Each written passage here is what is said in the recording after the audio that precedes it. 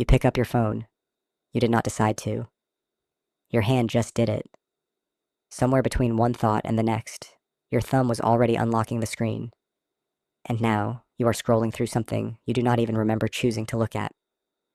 This happens to you dozens of times a day. And the strange part is not that you do it. The strange part is why it feels so impossible to stop. The easy answer is that phones are designed to be addictive. That is true, but it is not the real answer. The real answer is far stranger. Your brain is not malfunctioning when it reaches for that screen. It is doing exactly what it evolved to do for 2 million years, in a body that has no idea it is holding a piece of glass and not a piece of the savannah. To understand this, you have to go back.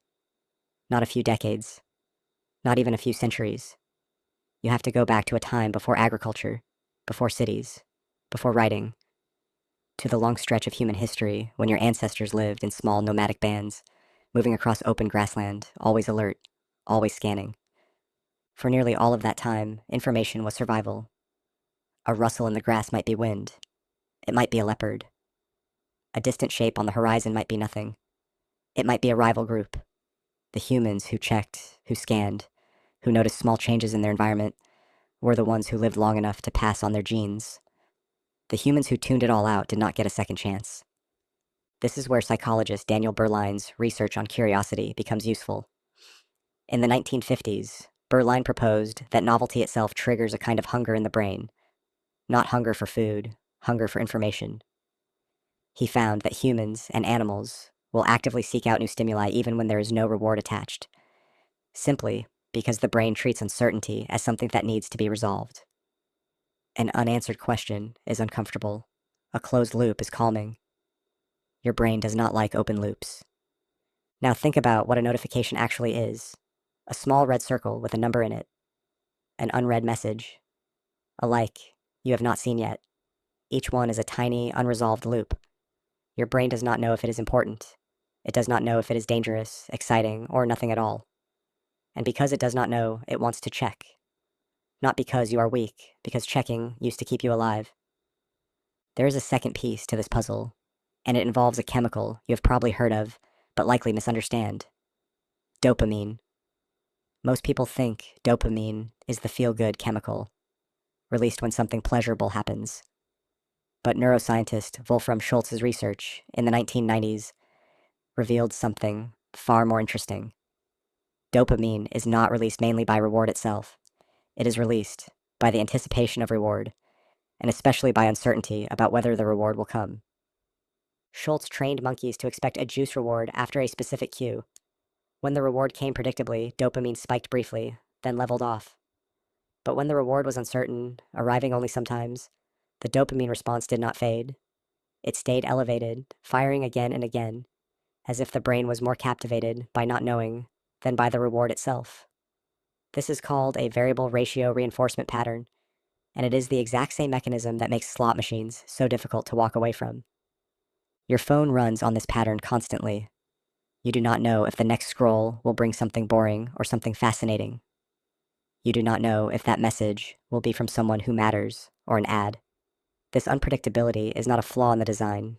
It is the entire engine.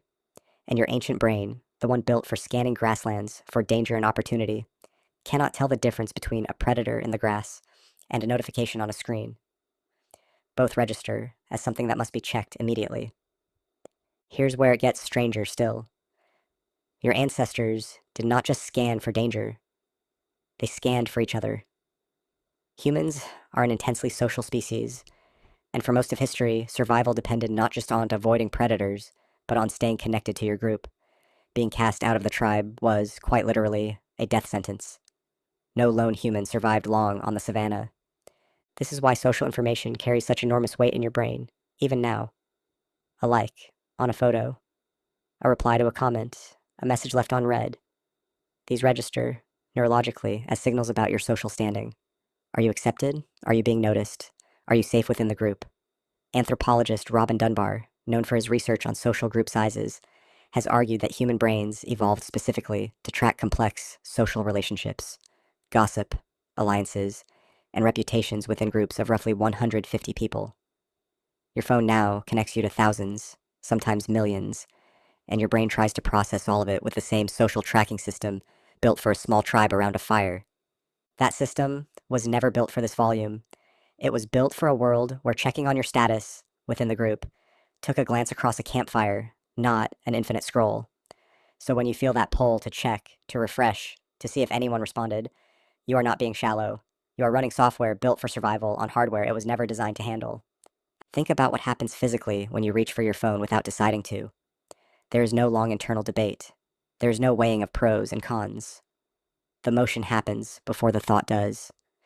This is because the behavior has become what psychologists call a habit loop, a cycle of cue, routine, and reward, so deeply worn into your neural pathways that it bypasses conscious decision making almost entirely.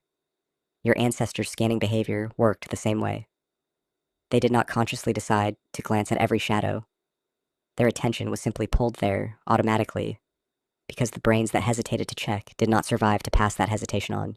So, what does this mean for you sitting here right now, maybe with your phone within arm's reach as you listen to this? It means the pull you feel is not a personal failing. It is not proof that you lack discipline.